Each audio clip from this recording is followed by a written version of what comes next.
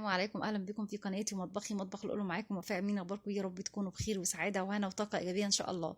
فيديو النهارده هيكون عن طريقه الشيش طاووق، وهنعمله بطريقه سهله جدا وبسيطه، وكمان تتبيله حلوه قوي مميزه، متوفره عندنا في كل بيت. يلا بينا نشوف المقادير ايه وطريقه التحضير ايه.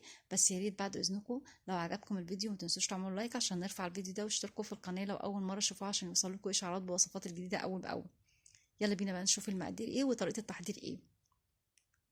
اول حاجه عندي في المقادير هيكون عندي صدرين من الفراخ، غسلهم كويس جدا ومصفياهم من ميتهم. ممكن تستبدلي الصدور بالاوراق، هتبقى جميله جدا طبعا.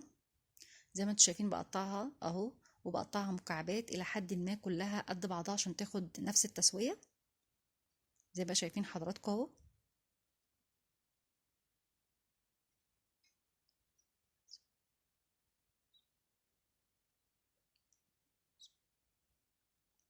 خلصتهم هجيب بقى التتبيله. عندي كوبايه من الزبادي، وكمان معلقه من الخل، ومعلقه من الصويا صوص، وكمان المستردة، معلقه كبيره من المستردة.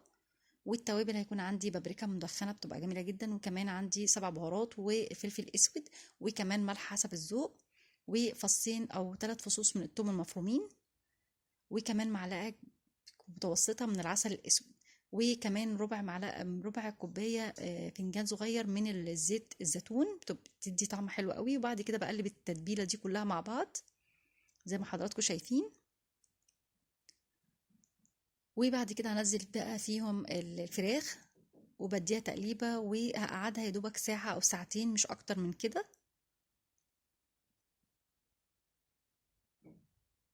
زي ما انتوا شايفين. حطها في التلاجة. وبعد كده جبت بقى خلال الشيش وحطيتها زي ما انتوا شايفين حضراتكم. سهلة جدا من غير أي حاجة ومن غير أي إضافات.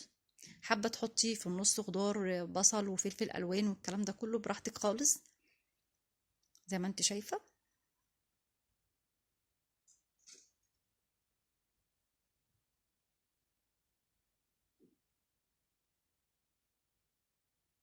اهو، زي ما حضراتكم شايفين.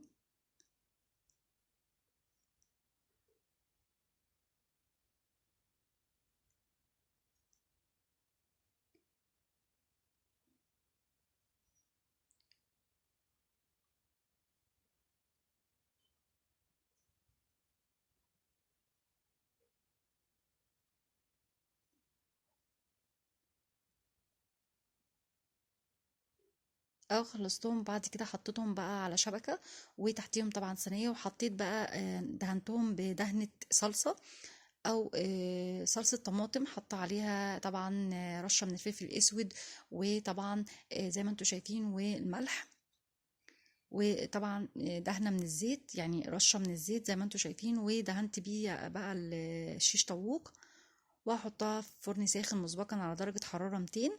ما خدتش معايا يا دوبك نص ساعة. زي ما انتم شايفين ما شاء الله طالعة جميلة جدا. وقدمت معاها رز زي ما انتم حضراتكم شايفين اصفر العادي. يا رب تكون الوصفة عجبتكم. لو عجبكم لايك وشير وسبسكرايب لقناتنا على يوتيوب عشان تقدروا تشوفوا كل الفيديوهات بكل سهولة. واشوفكم فيديو جديد ان شاء الله على خير، والسلام عليكم ورحمة الله وبركاته.